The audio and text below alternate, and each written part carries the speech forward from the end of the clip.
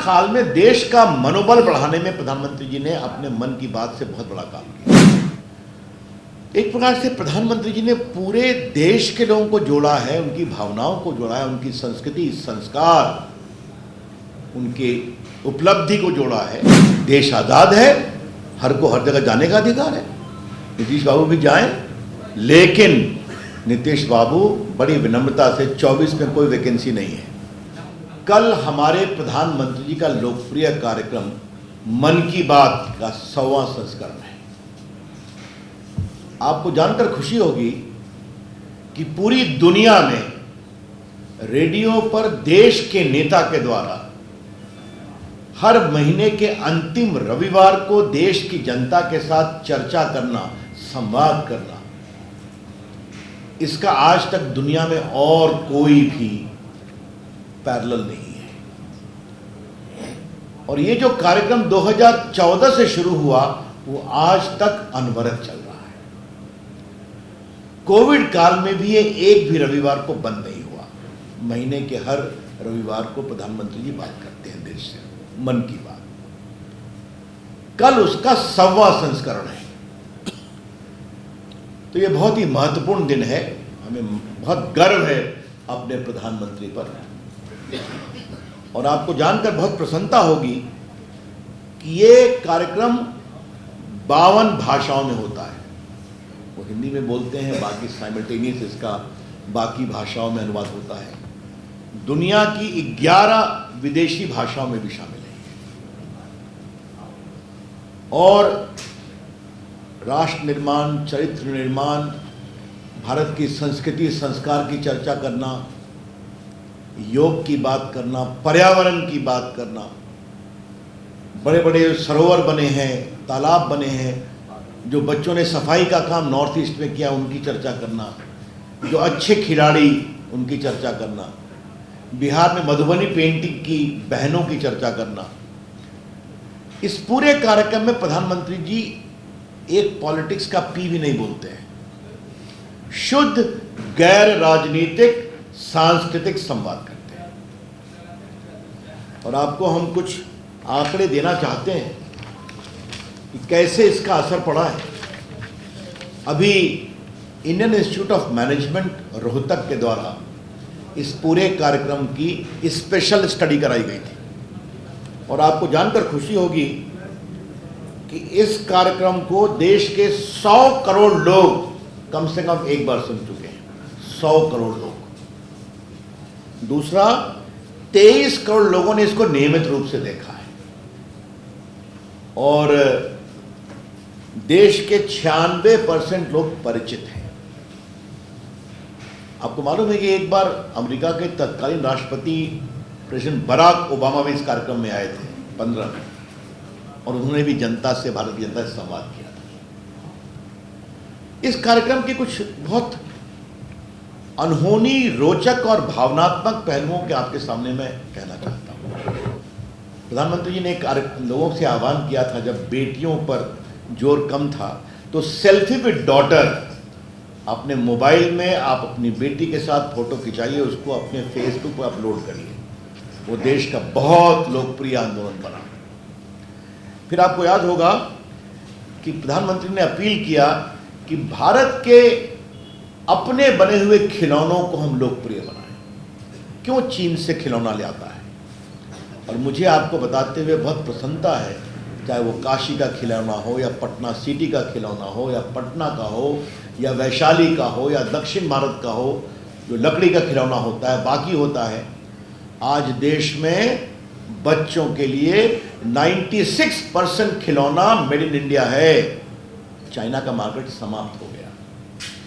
प्रधानमंत्री जी ने इसी मन की बात में देश के उद्यमियों से आग्रह किया था कि आप जो बोनस देते हैं, अपने मजदूरों को गिफ्ट देते हैं, वो सब मेड इन इंडिया दें। आज बहुत बड़ा सफल आंदोलन हो गया। फिट इंडिया मूवमेंट आपने देखा होगा।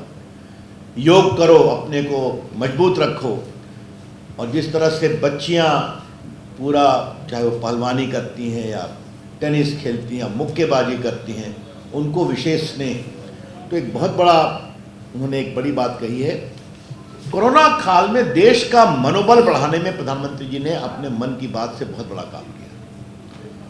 और मैंने देखा था, दो बात आपने भी देखा होगा कि एक एयरफोर्स के प्लेन का पायलट और एक ट्रेन का पायलट जो ऑक्सीजन कंटेनर पहुंचा रहा था, तो प्रधानमंत्री ने उससे बात की, तुमने रात भर काम किया ताकि ऑक्सीजन पहुंचे, लोगों के जीवन बचे। तो अब भारत का प्रधानमंत्री एक ट्रेन इंजन के ड्राइवर से बात कर रहा है, मालगाड़ी के ट्रेन से, एयरफोर्स के पायलट से बात कर रहा है। ये भारत के पूरे जनता से संवाद में एक नया मील का पत्थर है। और प्रधानमंत्री जी इस कार्यक्रम में आप लोगों ने देखा होगा, एक बहुत बड़ी बात करते हैं, बाकी पर्यावरण, संस्कृति, संस्कार, योग, आयुर्वेद, नॉर्थ ईस्ट को तो उन्होंने बहुत पॉपुलराइज किया है, कैसे वहाँ के लोग काम कर रहे हैं, हम लोग सबों ने काम किया है, क्या छत्तीसगढ़, क्या उत्तराखंड, क्या तमिलनाडु, क्या दूर मछुआरे जो काम, सबकी चर्चा वो करते हैं। लेकिन जो मुझे बहुत बड़ी बात भाई है, वो भाई ये है कि एक दिन वो कहे कि अब आप लोग ये फगुआ सुनिए, तो बहुत सुंदर फगुआ था। तो बाद में उन्होंने कहा ये फिजी में भारतीय फगुआ गा रहे थे, जो 200 साल से उनके पुरखे फिजी में चले गए, कुछ गोरखपुर से गए थे, कुछ बिहार से गए थे। एक प्रकार से प्रधानमंत्री जी ने पूरे देश के लोगों को जोड़ा है, उनकी भावनाओं को जोड़ा है, उनकी संस्कृति, संस्कार, उनके उपलब्धि को जोड़ा है और दुनिया में बैठे भारतीयों को भी जोड़ा है। तो ये बहुत ही गौरव का क्षण है। कल उसका 100वां संस्करण है। देश के 4 लाख स्थानों पर कल मन की बात सुनी जाएगी। और आज हमारे महानगर के दोनों विधायक हैं, माननीय अरुण जी यहाँ पर, माननीय नितिन जी हैं, जिला अध्यक्ष हैं, नंदकिशोर जी मधुबनी गए हैं इसलिए वो उपलब्ध नहीं है, और संजू चौरसिया कर्नाटक के चुनाव में लगे हुए हैं, लेकिन वो भी इसको कोऑर्डिनेट कर रहे हैं। कल जो जानकारी आई है, पटना महानगर के 6 विधानसभा में, चारों में 406 जगह मन की बात सुना जाएगा। मैं स्वयं एक कार्यक्रम में रहूंगा, अशोकनगर जो गंगा बाग में है, वहाँ मैं बैठूंगा, कहीं ये बैठेंगे, कहीं ये बैठेंगे, इसमें डॉक्टर, वकील, प्रोफेसर, एकेडमिक्स, कॉमन मैन, सबको बुलाया है कि प्रधानमंत्री से सुनिए आप, क्योंकि बहुत ही ऐतिहासिक पल है। नितिन नवीन जी ने एक स्थान पर मन की बात का एक एग्जीबिशन भी लगवाया है, दादी माँ हॉल में, उसमें मैं भी रहने की कोशिश करूंगा 2 जगह। तो ये जो है, ये उत्साह देश भर में, कई जगह लोग पेंटिंग लगा रहे हैं, बाकी कर रहे हैं। लेकिन फिर मैं रिपीट करूंगा, ये एक ऐसा कार्यक्रम है जिसमें प्रधानमंत्री जी ने 2015-14 से आज तक एक बार भी राजनीति का र नहीं बोला है, पॉलिटिक्स का पी नहीं बोला है। बिल्कुल रचनात्मक, सांस्कारिक, देश के लोगों की बात मोदी जी के द्वारा, मन की। तो ये मन की बात मोदी जी के मन की बात है, लेकिन देश की जनता की बात है, और आज इसीलिए देश जुड़ा है। तो बहुत इस बात का गौरव है कि कल हमारे पटना महानगर में बहुत उत्साह से लगा हुआ है। हर लोक विधानसभा में कम से कम 100 जगह ये कार्यक्रम हो, ये अपेक्षा है। कई जगह आपके यहाँ कितना हो रहा है? 108 यहाँ हो रहा है, पटना सिटी में 106 हो रहा है, इनके यहाँ 100 हो रहा है। हमारे ग्रामीण क्षेत्र में भी फतुआ में 104 है, बख्तियारपुर में 110 जगह पर है। तो मेरे लोकसभा क्षेत्र में 620 स्थानों पर एक कार्यक्रम है, और बाकी बिहार में और देश में है। तो आज हमने इसलिए कहा कि, और इस तरह का आज प्रेस कॉन्फ्रेंस देश में हर जगह सांसद कर रहे हैं, ये भी आपको हम बताना चाहेंगे। और हम लोग ये कार्यक्रम करेंगे, उसको नमो ऐप पर लोड करेंगे। उसके लोड करने का समय 11 से 12 है, 1 घंटा बस। अब आप समझ लीजिए, लाखों लोग लोड करेंगे। तो टेक्नोलॉजी के माध्यम से कैसे देश से जुड़ा जाता है। और पूर्व आईटी संचार मंत्री को मुझे इस बात का बहुत संतोष है कि डिजिटल इंडिया आज देश को डिजिटली कैसे जोड़ रहा है। कल लगभग 94 FM स्टेशंस खुले हैं ट्रांसमीटर के। तो रेडियो क्रांति को प्रधानमंत्री जी ने दोबारा जिंदा किया है, बाकी तो टीवी में आता ही है। तो ये एक कार्यक्रम था, तो मुझे कहा आपको बता दूं आप सबों का स्वागत है। हम पटना महानगर के अध्यक्ष, अपने विधायकगण, सारे कार्यकर्ताओं का अभिनंदन करते हैं, जनता का करते हैं। और आपसे भी आग्रह करूंगा, आप भी तो सुनिए, पत्रकार जो देश के नागरिक हैं, तो आप भी आइए। जहां मैं बैठूंगा वहां जाइए, जहां ये लोग बैठेंगे वहां जाइए। लेकिन मैं आप सभी पटना के सम्मानीय पत्रकारों से आग्रह जरूर करूंगा कि इस ऐतिहासिक 100वें मन की बात के संस्करण को जरूर सुने और प्रधानमंत्री जी ने जो देश की जनता को जोड़ा है उसको जोड़ने का काम करें। ये अच्छी बात है। ससाराम के दंगे में उनको फंसाने की बात कही जा रही है, ये क्या मतलब है इसका? मतलब राजनीति आप करिए, लेकिन आपको 1 महीने बाद ज्ञान आता है क्या कि हमको इनको करना है? बीजेपी की ओर से हम इसकी बहुत भर्त्सना करते हैं, ये बहुत दुर्भाग्यपूर्ण है।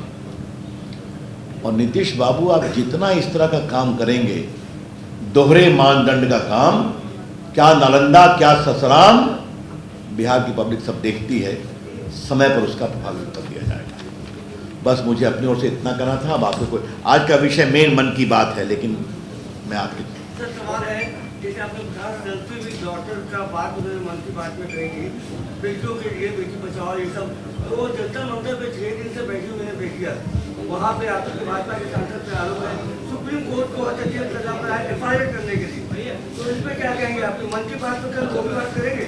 देखिए, पहले आप मेरी बात सुन लीजिए। उस पर सरकार ने पूरी कार्रवाई की, कमेटी बनाई।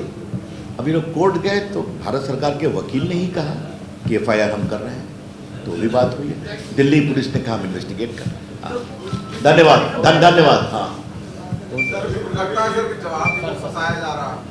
हमने पार्टी के, मैंने कहा ना 1 महीने बाद जो बात कही गई। और कोई सवाल? हाँ, एक कोर्ट में ओम प्रकाश कृष्णैया की पत्नी उमा कृष्णैया ने पिटीशन फाइल किया है कि बिहार सरकार को ये जो रूल्स एंड रेगुलेशन चेंज किया जेल मैनुअल का, उसको निरस्त करना चाहिए और आनंद मोहन को फिर से जेल भेजना चाहिए। देखिए, इस पर मैं अपनी बात आपको स्पष्ट कर देना चाहता हूं। ये है वो नोटिफिकेशन जो नीतीश बाबू की सरकार ने 23 अप्रैल को घोषित किया। इसके शब्दों को आप ध्यान रखिए। बिहार कारा हस्तक 2012 के नियम 481 का संशोधन, बिहार कारा हस्तक में वर्णित वाक्यांश या काम पर तैनात सरकारी सेवक की हत्या को विलोपित किया जाता है। जरा सा मोबाइल बंद कर दे, बड़ी कृपा होगी। मुझे ये कहना है, थोड़ा शांत रहें प्लीज। मुझे ये कहना है, नीतीश बाबू, आपकी सरकार ने एक क्लॉज क्यों लाया था? हमें जानना चाहते हैं। सरकारी सेवक विकास के लिए भी काम करते हैं, सुरक्षा के लिए भी काम करते हैं। और नीतीश बाबू, बिहार में तो सरकारी सेवकों पर हमला होता रहता है। अभी दानापुर में, पटना महानगर के बगल में, बालू माफिया पर अधिकारी गए थे तो कितना हमला हुआ। बेचारी महिला माइनिंग ऑफिसर्स पर भी हमला हुआ। DSP पर होता है, SDO पर होता है। कृष्णैया जी की हत्या एक निशंस दुर्भाग्यपूर्ण हत्या है। वो एक लोक सेवक थे, एक IAS अफसर थे और दलित थे। हम उनके परिवार की पीड़ा के साथ हैं। मुझे क्या कहना है, जब उस मामले में पुलिस ने केस किया तो लालू जी की सरकार थी, जब लोअर कोर्ट का ट्रायल हुआ तो लालू जी की सरकार थी, जब उनका अपील चला तो नीतीश बाबू की सरकार थी, और सुप्रीम कोर्ट उनकी सजा बहाल की तो नीतीश बाबू की सरकार थी। तो उस समय आपने क्यों नहीं विरोध किया था? आप सरकार के मालिक थे। आज अब उनकी पत्नी ने वहां फाइल किया, मुझे उस पर कोई टिप्पणी नहीं करनी है। लेकिन एक बात मैं जरूर कहूंगा, बिहार सरकार ने कृष्णैया जी की पत्नी और बेटियों के लिए कुछ किया सहयोग? हमने सुना है कि वहां आंध्र प्रदेश सरकार ने उनको एक प्लॉट दिया, बाकी दिया, नौकरी भी दी। बिहार सरकार का फर्ज बनता था कि नहीं बनता था? ये हम जानना चाहते हैं।